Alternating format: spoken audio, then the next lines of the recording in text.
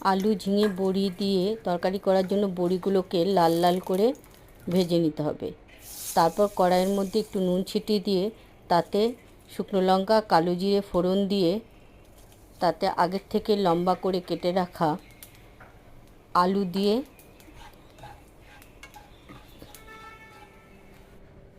ভেজে নিতে হবে।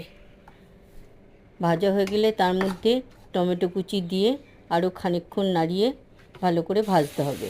ভাজা হয়ে গেলে তারপর টুকরো করে রাখা ঝিঙে দিয়ে ভালো করে ভেজে নিয়ে তাতে জিরে গুঁড়ো, ধনে গুঁড়ো, হলুদ গুঁড়ো, কাশ্মীরি মির্চ, আদা বাটা, লঙ্কা, নুন আর মিষ্টি দিয়ে ভালো করে কষিয়ে নিতে হবে একটা ঢাকনা চাপা দিয়ে। খানিকক্ষণ বাদে তাতে গরম জল দিয়ে ফুটিয়ে বড়ি দিয়ে নামিয়ে নিতে হবে।